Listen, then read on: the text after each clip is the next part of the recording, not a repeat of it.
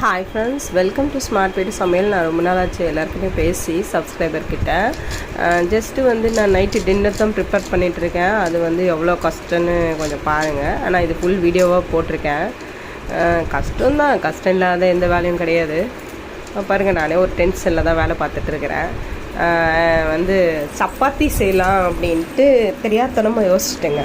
Chapati with kurma செய்யலாம் அப்படின்ட்டு அதுவே ஒரு 1.5 hours ஈர்த்துச்சுங்க எனக்கு.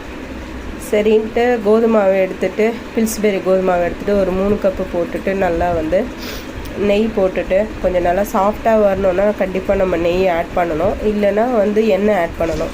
அப்போ தான் உங்களுக்கு சப்பாத்தி செம்ம சாஃப்டாக வரும், டேஸ்டியாகவும் இருக்கும். என்னோடய அந்த யூடியூப் வீடியோ ஸ்டாண்டு உடஞ்சிருச்சு. அதான் சொல்லுவாங்கள்ல, கண்ணி வெடி வைப்பாங்க, கால் வைக்கிற இடம்லாம் கண்ணி வெடி வைப்பாங்க அப்படின்ட்டு. அந்த மாதிரி எனக்கு ஆயிடுச்சு.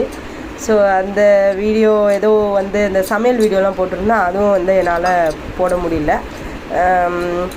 இப்போ நான் மாவில் தண்ணி ஆட் பண்ணிட்டேன் பாருங்கள். 1 glass தண்ணி ஆட் பண்ணிவிட்டு கொஞ்சமாக உப்பு போட்டுக்கிறேன். எங்கள் வீட்டுக்காரர் என்ன பண்ணார், அந்த ஃப்ரிட்ஜை ஓப்பன் பண்ணி விட்டுட்டார். ஏன்னா அந்த ஃப்ரிட்ஜில் சம் ப்ராப்ளம் இருக்குது. அது ஃப்ரீசரில் போய் நல்லா ஐஸ் கட்டி மாதிரி க்யூப் ஆகிடுது. அதை அவர் பார்த்துட்டு சரி அந்த தண்ணியெல்லாம் வெளியே அனுப்பணும் அப்படின்ட்டு அதை ஓப்பன் பண்ணி வச்சுட்டாங்க ஃப்ரிட்ஜை. வீடு பாருங்கள், நீட்டாகவே இல்லை. அது பண்ணுறதுக்கும் எனக்கு டைம் இல்லை, அப்படியே ஓடிட்டுருக்கு. அதுக்கப்புறம் நெய் போட்டுட்டு நல்லா பிசைஞ்சிக்கோங்க மாவை. நமக்கு சாஃப்டாக வரும் சப்பாத்தி, டேஸ்டியாகவும் இருக்கும்.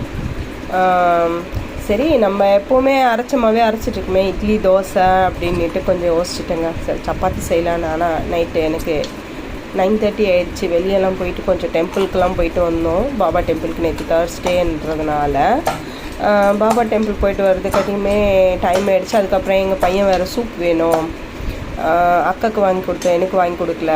தெரியும் இல்லையா, பசங்க எப்படி அப்படின்னு நமக்கு தெரியும். சரி என்ன பண்ணுறது, நம்ம பசங்களோட வழியில் தான் நம்ம போக வேண்டியதாக இருக்குது. இப்போ இருக்க காலகட்டத்தில் நம்ம கிட்ஸ் நம்ம பேச கேட்குறதே இல்லை.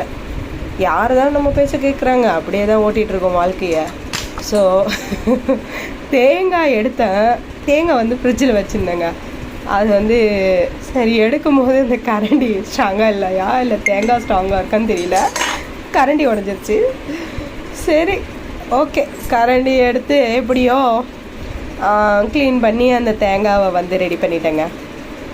ஏன்னா நான் சும்மா சிம்பிளாக ஒரு சேர்வா மாதிரி தான் வைக்க போகிறேன், குருமா மாதிரி தான் வைக்க போகிறேன். காய்கறிலாம் எதுவுமே போட போகிறதில்ல. நான் ஜஸ்ட்டு டக்குன்னு செய்கிற மாதிரி தான் செய்கிறேன். கொஞ்சோண்டு காலிஃப்ளவர் மட்டும் இருந்தது எங்கள் வீட்டில். அதை நான் கொஞ்சம் வச்சுருந்தேன். சரி அதனால் தேங்காவை நல்லா சின்ன சின்னதாக